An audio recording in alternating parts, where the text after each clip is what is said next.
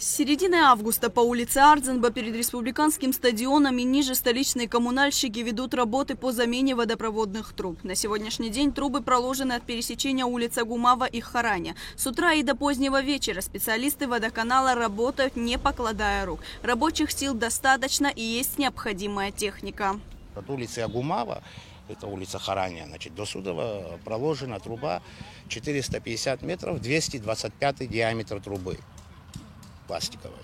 А от улицы Хараня уже на уменьшение будет идти 110-я труба, которую вы видите, до Титова. Это по водопроводу. Здесь лежала чугунная труба тоже, которая, естественно, в связи с возрастом тоже давали течи, давали, естественно, какие-то повреждения периодически были.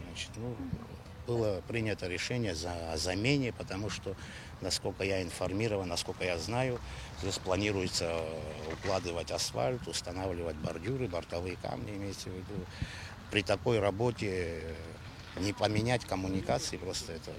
На этой же улице необходимо было заменить и канализационные трубы, которые лежат на глубине 4 метров. Поэтому сначала необходимо было разобраться с водопроводом. Стоит отметить, что канализационные трубы здесь были уложены в советское время и с того периода не менялись. Но эти трубы были уложены, коммуникации были уложены еще далеко в советское время. Я предполагаю, где-то 50-х, 60-х, может быть, годов. Точно не могу сказать, но они уже...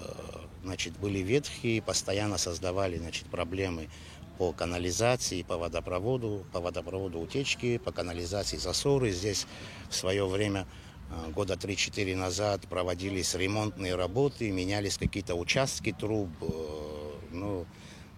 Это ремонтные работы, конечно же, они были проведены, но уже настолько все ветхое, что поэтапно начало на этом участке происходить проблемы. Вот какие проблемы происходили? Здесь лежали по канализации керамические трубы, которые со временем они просто начали давать поломки, трещины. Что касается канализации, уложили уже 450 метров, 315 диаметр трубы. Работы ведутся от улицы Агумава до Хараня. Особых трудностей во время проведения работ не было, отметил Даур Пачкуря и подчеркнул, что все это время население не оставалось без воды. Во время работы мы не останавливали воду. Там были моменты, когда если даже останавливали, буквально на час, на два, но это незначительные такие остановки были, я думаю. И то мы останавливали, не имеется в виду весь город. Именно этот участок, который у нас был заменен, когда копали, бывали обвалы, что трубу понесет водопроводную, потому что у нас помимо глубины 4 метра, у нас и ширина была 4-4,5 метра. Здесь и видно, местами 4, местами бывали обвалы, когда повреждались и водопроводные трубы в связи с обвалом. Тогда восстанавливали быстро в тот же день.